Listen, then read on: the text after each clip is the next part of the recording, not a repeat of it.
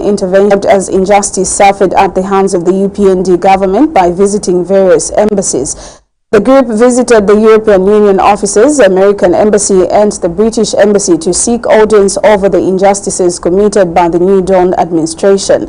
Speaking at the American Embassy, Kawambwa Member of Parliament Nixon Chilango says if the embassy is okay with the injustices going on, then the opposition political party cannot force them to fight for justice. He adds that the opposition MPs will not force the embassy to meet them and listen to their plight. Mr. Chilango further says the MPs visited the embassy only to appeal to them to take into consideration the injustices happening, which should not be the case in a democratic country. Meanwhile, the U.S. Embassy assured the MPs that the embassy will host them once a proper channel of communication is used, as the United States respects democracy. Do you think Ministry of Foreign Affairs will facilitate? They are the ones mutilating about to stay in Parliament. Unfortunately, So I appreciate the situation. Yeah. We can only go through our formal channels, and that's how we are supposed to. Yeah, when things are normal, yes, you do that. But things are not normal right now. Just press, I think, for me, agency and necessity. Absolutely. That causes people to decide to sidestep with these humanities. Get an engagement and find a solution. I will also engage with our chief political officer and his team as well, just to make sure that he is also aware of the concerns by PF, and that maybe there is other means, channels that are already in place in which the polyecon section and the front office can then engage with PF. So one way or the other, I will go back in. I will ensure that that is relayed to both offices. If anything But also, if the Americans, you want to fold your arms and take away and watch this to continue the generation, that's your decision. You make that decision. We will not force you to meet us. We will not impose ourselves on you. Because if that's a decision you have made, you have taken, that made them go and fight themselves, that's fine. So we'll not force you. But we've come here, we've come to appeal to you, to say things are not normal the way things must be in a democracy. And this and the support you are giving to UPND and what UPND are doing must come to an end. Yeah, because look, we are representatives of the people. We are getting the views of our people. Now, PF Vice President Given Lubinda has cautioned visiting Germany President Frank Walter Steinmeier to not get fooled by President Hakainde Hichilema's rhetoric that things are well and democracy is growing in Zambia when it's not. Mr. Lubinda, a former Foreign Affairs Minister and long-serving lawmaker, has told the German leader that the democratic space in Zambia has shrunk to an all-time low while human and political rights abuses are on the rise. This is contained in a written protest later delivered to the Germany embassy in Lusaka.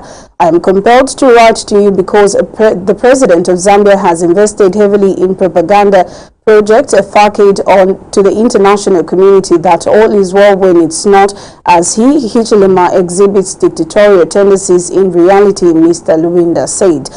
Mr. Lubinda told the German president, whose country is known for strict adherence to a human rights code of conduct in the European Union, to take note of alleged injustices as he returns to Berlin while Zambia's democratic space shrinks under President Hichilema. Mr. Lubinda says the full litany of abuses prevailing in Zambia are available on the party's website as distributed to the Germany embassy, and hopes that the largest economy in Europe will share the entire European Union. President Steinmeier is yet to respond to the PF Vice President's protest later, but has had a one-on-one meeting with leader of the opposition in the House, Honorable Brian Mondawile. Although by law Mr. Mondawile is the bona fide leader of the opposition, the Speaker of the House, Nelly Muti, has against the law recognized another person as the leader of the House in a bid to destroy the largest opposition party in Parliament, Mr. Lubinda says. And moving on, Kamfinsa lawmaker Christopher Kangombe has described the ruling of the Speaker of the National Assembly, Nelly Muti, being exhibited in Parliament as undemocratic, as members of Parliament from the PF are allegedly not allowed to voice out their opinions. Mr. Kangombe says Ms. Muti has not only shown to be undemocratic, but has also participated in the illegality being perpetrated by the executive in reference to the raging leadership wrangles in the opposition party. He cites that Ms. Muti breached the Patriotic Front constitution by recognizing Mafinga lawmaker Robert Chavinga as leader of opposition in parliament. Mr. Kangombe says that Parliament cannot run only in favor of the UPND as it destroys the freedom of speech that is accorded to opposition members of Parliament. He notes that the despotic manner of governing without respect to the rule of law has now been taken to Parliament. For the first time in Zambia, again for the first time, we saw police officers guarding private property. That secretariat is private property. If I want state police to come and guard my private property, I need to notify them. And then I must be able to meet the cost of them providing security. The police do not provide security for free. There must be an activity. It's either a commercial bank, they are moving money and they need security. But for the first time in Zambia, we've had political parties from 1991 because we chose multipartism. For the first time, a private property is being guarded by Zambia police. So we asked them, which document, which legal provision, do you have a court order to secure this property? Is there something that has been established that we are not aware of as members of the party? Because the Patriotic Front has got a membership and it is a club with members. What did the police state in response? No, we are not following your instructions. We've been instructed to come here. That was their answer. Up to date, we have got police presence at the party secretariat. Why haven't they gone to the MMD secretariat? Why haven't they gone to Harry Kalava's secretariat? We've got so many political parties in Zambia. This is clear that the state has got interest in what is happening in the Patriotic Front. Unfortunately, it's not public interest which they have. Is Mr. Sampaio a de facto president? Would you describe him like that? For beneficiaries of the Constituency Development Fund empowerment loans consisting of companies and clubs have been successfully trained in financial literacy by the Zambia National Commercial Bank. The objective of the training was to equip the beneficiaries with the necessary knowledge and skills to utilize their funds prudently. Addressing the beneficiaries, Gwembe Town Council Secretary, Engineer Maliwa Muchu, emphasized the significance of utilizing the allocated resources judiciously. Engineer Muchu explained that it is mandatory for loan recipients to undergo training before the funds are dispersed into their accounts. Engineer Muchu has urged the beneficiaries to exercise prudence in the use of the empowerment loans, stressing that the loans are not grants but rather a revolving fund that requires repayment for others to benefit. He further highlighted the need for the beneficiaries to exhibit maximum accountability in order to ensure the success of their businesses. In response, the beneficiaries expressed their gratitude to the government for providing them with the resources to boost and start new businesses.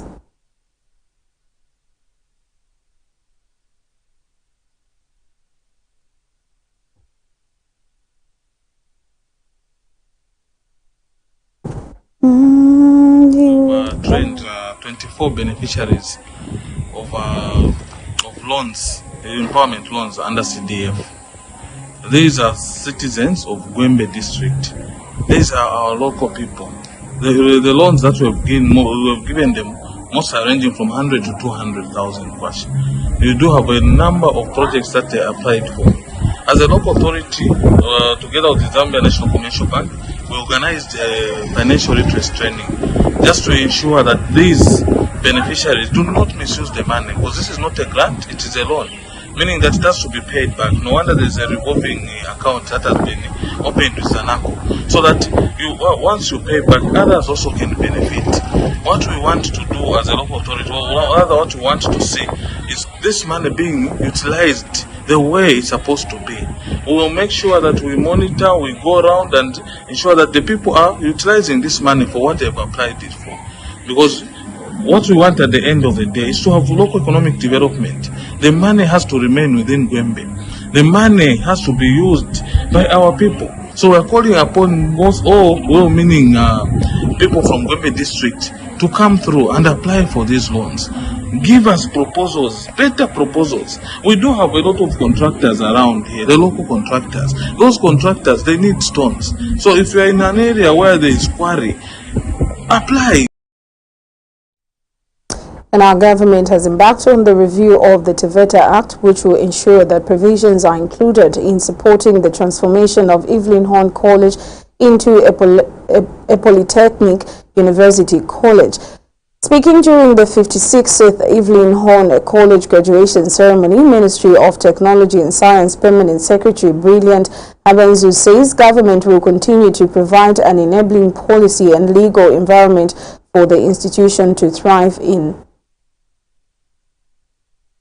He adds that government is aware that the school has inadequate classroom spaces and boarding spaces, which has affected most learners. Mr. Habenzu has since urged the board and management to engage government in consultative meetings so as to establish long-lasting solutions to most of the challenges being faced at the institution. Meanwhile, Evelyn Horne Board Chairperson Daniel Chunga has thanked government for bringing development through infrastructure and students' bursary support. He has since implored all graduating students to uphold ethics in their professions in order to create an impact on the Zambian economy. Can I share a gift with distinction? Government will continue to provide a conducive learning environment, which includes providing training institutions, infrastructure, tools, and resources required to provide quality education to the student, as well as, in fact, on an aggressive curriculum review that will be responsive to quality direction as enshrined in the head nation government plan. To the graduates who have gathered here today to receive their hard-earned certificates, diplomas, and degrees in various fields, I offer you a warm congratulations. The individual academic journey which began some years ago is finally coming to a successful end, while the next exciting phase of working or entrepreneurship begins now.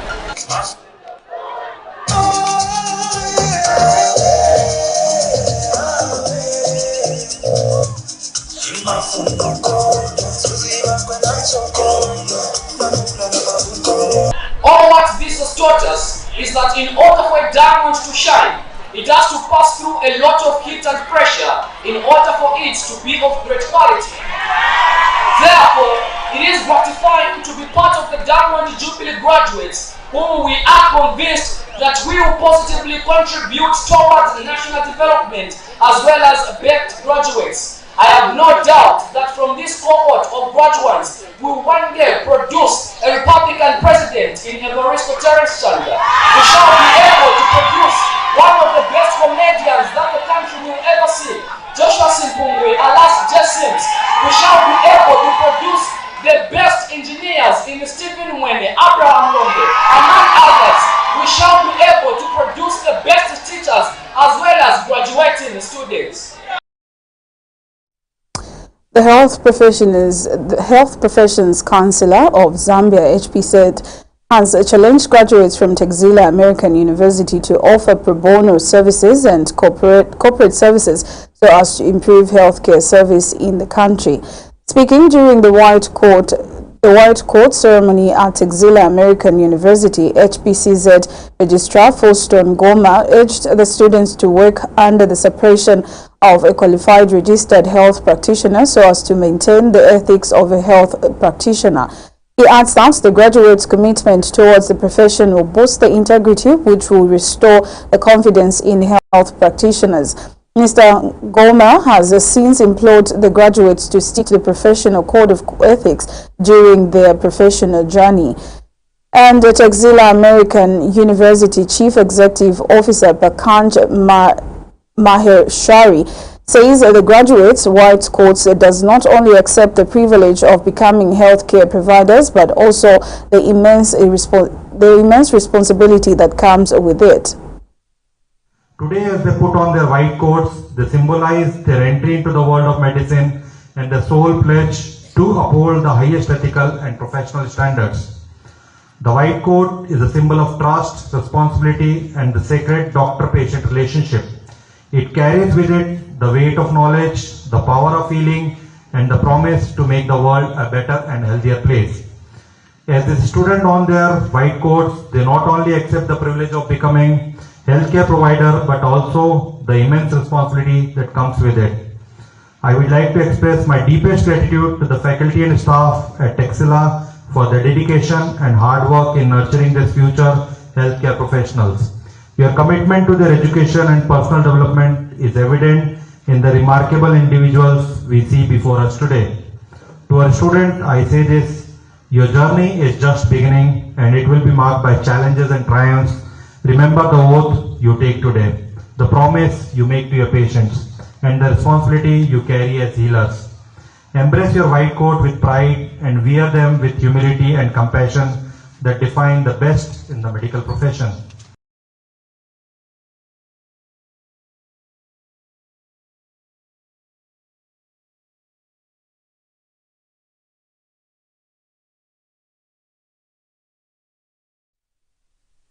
And government has called on traditional leadership to take bold steps in managing the factors hindering girls' educational success in their chiefdoms. Isoka District Commissioner Jairo Simbeyes made the call during the Keep Girls in School annual academic symposium at Isoka Boys Secondary School. Mr. Simbe emphasized the need for concerted efforts in protecting the girl child from negative influences that are impacting her education. He highlighted the prevalent issues of teenage pregnancies, elopements, and early marriages as some of the major factors hindering the girl child. Mr. Simbe urged traditional leaders to assist in the fight to ending early child marriage, early pregnancies, as it has been the trend in the district. The district commissioner further reiterated the government's commitments to supporting the girl child through various programs, including free education, the Keep Girls in School initiative, and the social cash transfer program. Meanwhile, Senior Chief Kafwimbi has commended government for putting up policies to protect children against any form of violence. Chief Kafwimbi also expressed his gratification with the success of the Keep Girls in School program within his chiefdom.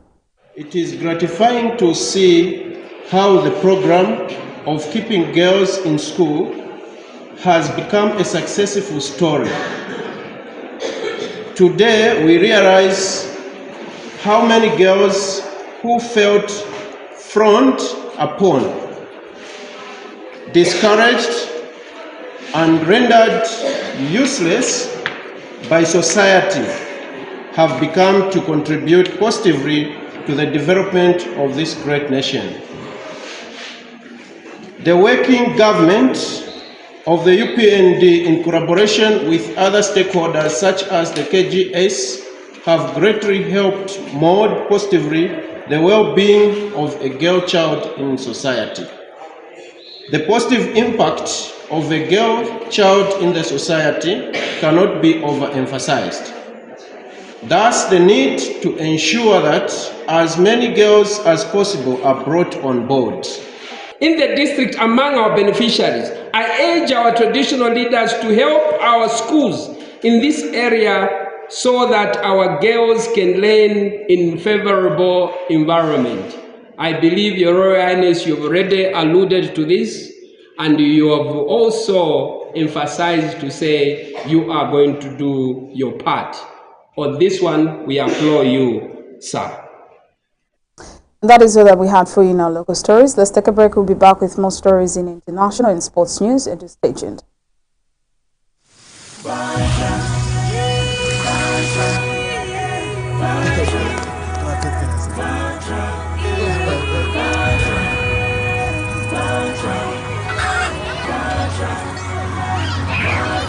Nilipa ulendo ine nifuna oenda naye kucha kuzinje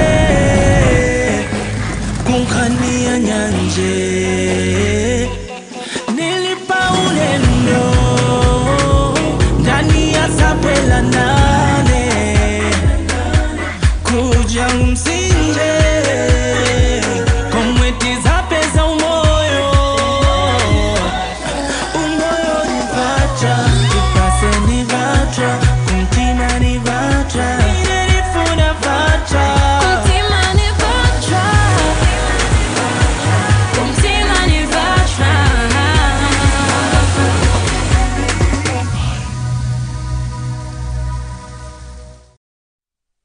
Welcome back. We move on to international news.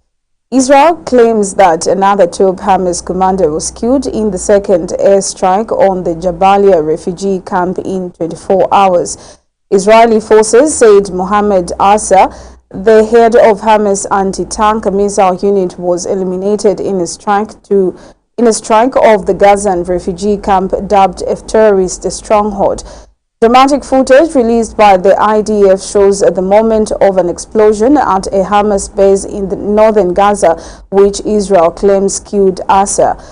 The IDF said the terror group's commander was responsible for numerous anti-tank missile attacks against civilians and IDF soldiers.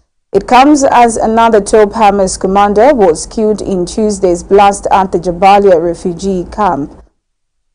Ibrahim Bayari, was one of the Hamas leaders responsible for orchestrating the deadly October 7th attack. Israel targeted the refugee base, which is the largest in the Gaza Strip and is home to almost 120,000 people twice. Satellite images released by Maxa Technologies reveal the devastating aftermath of the airstrikes that left a trail of destruction across Gaza. Hamas claimed the blast killed 50 civilians, while the second strike at the west side of the camp in the Al-Faluga area left dozens dead and injured, including children. The terror group also claimed the 7 hostages were among the victims of the attack, including 3 foreign passport holders. Finally, in sports news, the Zambia Police Intellectual Property Unit, IPU, has seized 89 suspected counterfeit replica jerseys valued at 40,050 kwacha from Tik B Investments shop in Kamwala area of Lusaka. Police have since arrested and charged the shop owner Mike Chibali, age 45, of Silverest area in Chongwe for the offense of making, importing or having in his possession a covering labels, reels or any production, a replica or representation of a trademark or mark as to be likely to deceive for the purpose of applying them to goods contrary to the Merchandise Marks Act Chapter 405 of the laws of Zambia. The suspect is expected to appear in court soon. Zenith reports that Zambia Police Public Relations Manager Ray Hamonga has warned traders who are deceiving the public by selling counterfeit products to desist from this vice, as the law will soon visit them. And FAR's General Secretary Reuben Kamanga has thanked the Zambia Police for having continuously conducted operations to clean up fake replicas. In February 2018, we had a Chinese national sentenced to 9 years with hard labor for selling fake replica, and we were hoping that the president would deter members of the public from dealing in fake replicas. Kamanga urged members of the public to purchase authentic products that are currently being sold at FAR's and authorized dealerships. He said the Football Association of Zambia, FAZ, is the rightful holder of the replica jerseys branded Copa, which is legally registered. That sporting item brings us to the end of our main news this evening. But before we go, we take a look at stories making headlines once again. PF MPs now seek foreign intervention. Luwinda gives German president protest report against HH. Kamfinse, member of parliament, complains over unfair treatment in parliament.